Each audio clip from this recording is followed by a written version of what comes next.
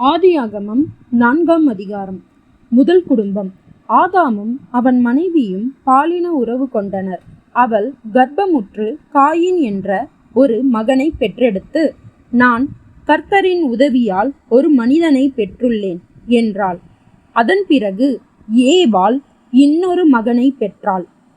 அவன் காயினின் சகோதரனான ஆபேல்.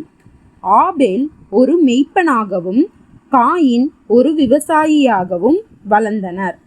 முதல் கொலை. அறுவடை காலத்தில் காயின் தன் வயலில் விளைந்த தானியங்களை கர்த்தருக்கு காணிக்கையாக கொண்டு போனான். ஆனால் ஆபேல் தன் மந்தையிலிருந்து சில சிறந்த ஆடுகளை கொண்டு போனான். கர்த்தர் ஆபேலையும் அவன் காணிக்கையையும் ஏற்றுக்கொண்டார். ஆனால் கர்த்தர் காயினையும் அவன் காணிக்கைகளையும் ஏற்றுக்கொள்ளவில்லை. இதனால் காயின் துக்கமும் கோபமும் கொண்டான். கர்த்தர் அவனிடம், ஏன் நீ கோபமாயிருக்கிறாய்? ஏன் உன் முகத்தில் கவலை தெரிகிறது? நீ நன்மை செய்திருந்தால் எனக்கு விருப்பமானவனாக இருந்திருப்பாய், நானும் உன்னை ஏற்றுக்கொண்டிருப்பேன். ஆனால் நீ தீமை செய்தால் பிறகு அந்த பாவம் உன் வாழ்வில் இருக்கும். உனது பாவம் உன்னை அடக்கி ஆள விரும்பும், நீயோ உன் பாவத்தை அடக்கி ஆள வேண்டும் என்றார். காயின் தனது சகோதரன் ஆபேலிடம் வயலுக்கு போவோம் என்றான். அவர்கள் வயலுக்கு போனார்கள். அங்கே காயின் தன் தம்பியை தாக்கி கொலை செய்து விட்டான். பிறகு கர்த்தர் காயினிடம், உனது சகோதரன் ஆபேல் எங்கே என்று கேட்டார். அதற்கு அவன், எனக்கு தெரியாது, என் தம்பியை காவல் செய்வது என் வேலையில்லை என்றான். அதற்கு கர்த்தர், நீ என்ன காரியம் செய்தாய்? நீ உன் சகோதரனை கொன்று விட்டாய். பூமியிலிருந்து அவனது இரத்தம் என்னை கூப்பிடுகிறதே. இப்பொழுது அவனது இரத்தத்தை உன் கைகளிலிருந்து வாங்கி கொள்ள தன் வாயை திறந்த இந்த பூமியில் நீ சபிக்கப்பட்டிருப்பாய். கடந்த காலத்தில் நீ பயிர் செய்தவை நன்றாக விளைந்தன. ஆனால் இனிமேல் நீ பயிரிடுபவை விளையாதவாறு இந்த பூமி தடை செய்யும். இந்த பூமியில் நிலையில்லாமல் ஒவ்வொரு இடமாக அலைந்து கொண்டிருப்பாய் என்றார். பிறகு காயின், என்னால் தாங்கிக் கொள்ள இயலாதவாறு இந்த தண்டனை அதிகமாக இருக்கிறது. எனது பூமியை விட்டு போகுமாறு நீர் என்னை வற்புறுத்துகின்றீர். நான் உமது பார்வையிலிருந்து மறைவேன். எனக்கென்று ஒரு வீடு இருக்காது. பூமியில் ஒவ்வொரு இடமாக அலையும்படி நிர்பந்தப்படுத்தப்பட்டிருக்கிறேன். என்னை பார்க்கிறவன் எவனும் என்னை கொன்று போடுவானே என்றான். பிறகு கர்த்தர் காயினிடம், அவ்வாறு நடக்குமாறு நான் விடமாட்டேன்.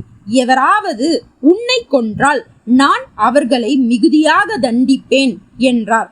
ஆகையால் கர்த்தர் காயின் மீது ஒரு அடையாளம் இட்டார்.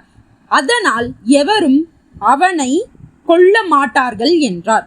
காயின் குடும்பம்.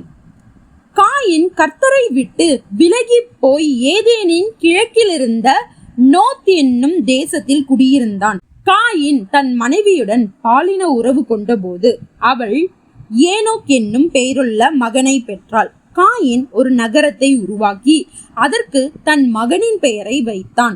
ஏனோக்குக்கு ஈராத் என்னும் மகன் பிறந்தான். ஈராத்துக்கு மெகுயவேல் என்ற மகன் பிறந்தான். மெகுயவேலுக்கு மெத்துசவேல் என்ற மகன் பிறந்தான். மெத்துசவேலுக்கு லாமெக் என்ற மகன் பிறந்தான். லாமெக் 2 பெண்களை மணந்து கொண்டான். ஒருத்தியின் பெயர் ஆதாள், இன்னொருத்தியின் பெயர் சில்லாள். ஆதாள் யாபாலை பெற்றாள். யாபால் கூடாரத்தில் வாழ்பவர்களுக்கும் மந்தையை மேய்க்கிறவர்களுக்கும் தந்தையானான். ஆதாளுக்கு யூபால் என்று இன்னொரு மகன் இருந்தான். அவன் கிண்ணரக்காரர், நாகசுரக்காரர் போன்றோருக்கு தந்தையானான். சில்லாள் தூபால் காயினை பெற்றாள். அவன் பித்தளை, இரும்பு முதலியவற்றின் தொழிலாளர் யாவருக்கும் தந்தை ஆனான். தூபால் காயினுக்கு நாமால் என்ற சகோதரி இருந்தாள். லாமேக்கு தன் மனைவிகளிடம், ஆதாளே, சில்லாளே, என் பேச்சை கேளுங்கள். நீங்கள் லாமேக்கின் மனைவியர். நான் சொல்வதை கவனியுங்கள். என்னை ஒருவன் துன்புறுத்தினான், அவனை நான் கொன்றேன். என்னுடன் இளைஞன் மோதினான், எனவே அவனையும் கொன்றேன். காயின் கொலைக்காக கொடுக்கப்பட்ட தண்டனை மிக பெரியது. என்னை கொல்வதால் கிடைக்கும் தண்டனையும் மிக அதிகமாகவே இருக்கும் என்றான். ஆதாம் ஏவாளுக்கு புதிய மகன் பிறந்தது. ஆதாம் ஏவாளோடு பாலின உறவு கொண்டான்.